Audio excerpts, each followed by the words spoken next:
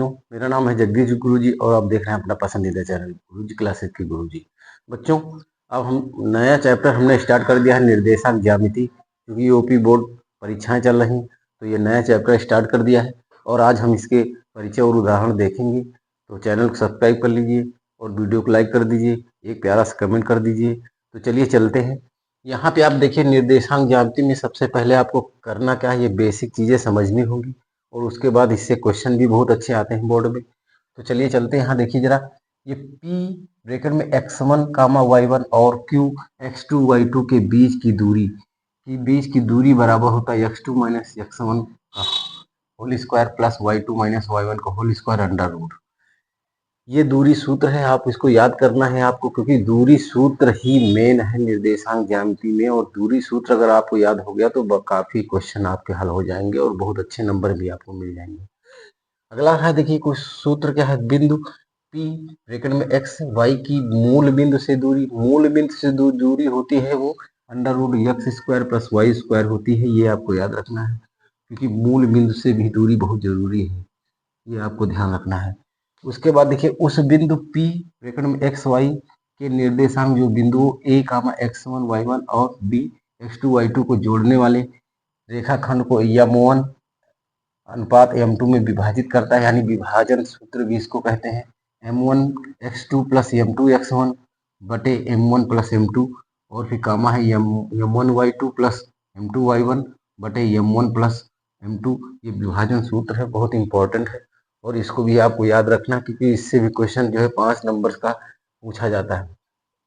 अगला है बिंदुओं P ब्रैकेट में x1 y1 और Q x2 y2 को जोड़ने वाले रेखाखंड P के मध्य बिंदु के निर्देशांक जो होते हैं, वो मध्य बिंदु के निर्देशांक क्या है, x1 प्लस x2 बटे 2 और कामा y1 प्लस y2 बटे 2। ये मध्य बिंदु के निर्देशांक है, इससे मध्य बिंदु के निर्देशांक निकाले जाते हैं।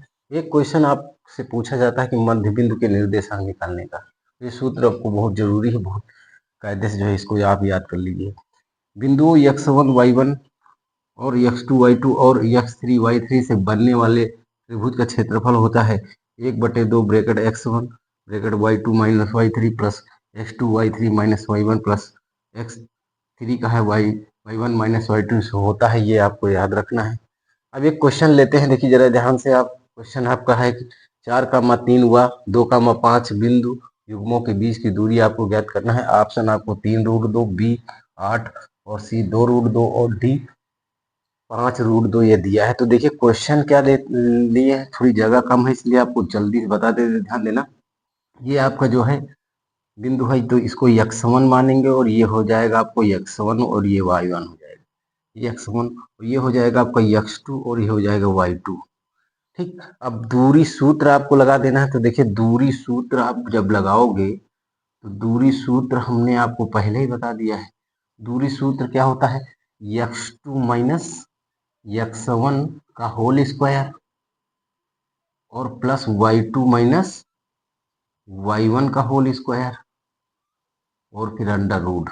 ये आपको ध्यान रखना है, ये दूरी सूत्र आपको लिखाना है। तो यहाँ देखिए x2 का मान आपका कितना है 2, तो x2 का मान 2 रख देना है। x1 का मान कितना है, x1 का मान 4 है और इसका कर देना है आपका स्क्वायर, प्लस y2 का मान कितना है, y2 का मान है 5 और y2 का मान 5 है, y1 का मान 3 है, तो -3 कर देंगे, स्क्वायर कर देंगे और लगा देंगे इसमें अंडर रूट। तो यहाँ पे देखिए जब 2 में आप 4 में घटा देंगे 2 को, तो माइनस का 2 आ जाएगा, -2 का स्क्वायर और प्लस क्या हो जाएगा, 5 में 3 घटाएंगे 2 का स्क्वायर, ये कर देंगे और इसके बाद अंडर रूट लगा देंगे। तो यहाँ आप देखिए जरा ध्यान से, 2 का गुणा जब आप 2 बार करोगे तो 4 आ जाएगा और यहाँ भी 2 का गुणा 2 बार करोगे तो 4 आ जाएगा। तो 4 और 4 प्लस अंडर रूट हो जाएगा ये, और यहाँ पे आप 4 4 जोड़ेंगे 8 आ जाएगा, अंडर रूट 8। तो अंडर रूट 8 को क्या लिखेंगे, 2 गुणा 2। ये जो है अंडर रूट 8 को हम लिख सकते हैं। तो यहाँ देखिए 2 का जोड़ा बन गया है, तो ये 2 बाहर आ जाएगा और ये जब 2 बाहर आ जाएगा तो ये 2 बचेगा, इसका जोड़ा नहीं कंप्लीट, तो 2√2 यही आपका आंसर हो जाएगा। 2√2 यहाँ पे सी का ऑप्शन सही हो जाएगा। पूरा चैप्टर पढ़ा देंगे हम इसका और पूरी मैथ आपको अच्छे से सिखा देंगे। चैनल सब्सक्राइब करिए।